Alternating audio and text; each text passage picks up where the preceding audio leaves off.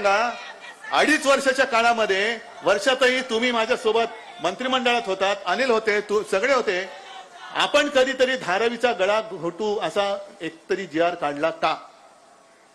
मग ते जे काय सांगताय 2018 साल 2018, अरे 2018 मध्ये आम्ही नव्हतोच, तुम्हीच तिकडे बसलेला होतात आणि आम्ही तुमच्या सोबत होतो. त्याच्यामुळे पाप असेल कोणाचं तर ते देवेंद्रचं आहे, आमचं नाहीये. पण आज जो एक आवई उठवली जाते की शिवसेना ही विकासाच्या विरुद्ध आहे, मग माझं त्यांना आव्हान आहे, शेवटच्या कॅबिनेटमध्ये अनिल आपण एक निर्णय घेतला होता, कारण मी लहानाचा मोठा झालो इकडे बाजूला. म्हणजे जर मी असं सांगितलं की धारावीकरांना भाई और बहनों, मेरा और आपका बहुत पुराना रिश्ता है, मैं बचपन से आपका पड़ोसी रहा हूं, आपको काटने वाला मच्छर ही मुझे काटता है, हे असं नातं जोडायला काही जोडू शकतो, पण एक वास्तव आहे.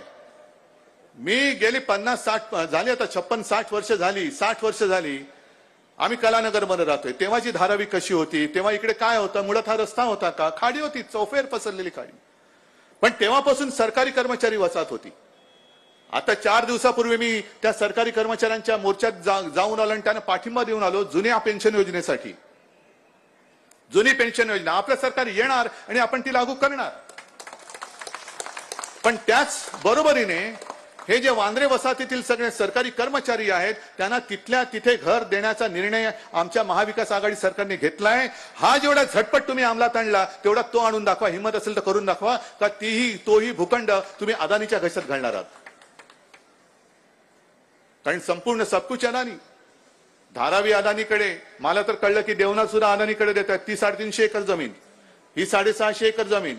एअरपोर्ट तर आपणच दिलेला आहे, मोतीलाल नगर दिलेला आहे, नवीन विमानतळ दिलेला आहे, मिठागर पण आता हो, मिठागराचा आणखीन एक प्रश्न आहे. रेक्लेमेशन अदानी, आदर्शनगर अदानी, अभ्युदयनगर अदानी. म्हणजे राहुल गांधी पूर्वी म्हणाले होते की हे सूटबूट की सरकार है, सूट त्यांना आणि बूट आम्हाला. हे असं नाही चालणार. जर आमच्या मध्ये आलं तर बूट काय असतो ती ही संपूर्ण जनता दाखवून देईल. कारण धारावीमध्ये चपला सुद्धा बनतात. धारावीमध्ये असं काय बनत नाही, लोणची बनतात, पापड बनतात.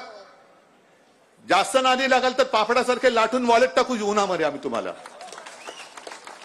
पण सगळं काही देणारी धारावी आहे. म्हणून आमची मागणी पहिली हीच आहे की पात्र आणि अपात्र कोण ही पात्र ठरवणार, ही ठरवणारी पात्र कोण आहेत? ही कुठून तरी पात्र येतात आणि आमच्या लोकांना अपात्र ठरवतात. कोरोनाचं संकट जेव्हा आलं होतं मुंबईवरती, धारावीवरती, सगळे घाम फुटला होता. दिल्लीतनं फोन यायचे, उद्धवजी क्या करेंगे, क्या करना है, ऐसा करो वैसा करो. म्हटलं तुम्ही थाली बढ़ाओ, हम हमारा काम करते हैं. तुम्ही फक्त एवढंच सांगा, गो करो ना गो, थाली बढ़ाओ,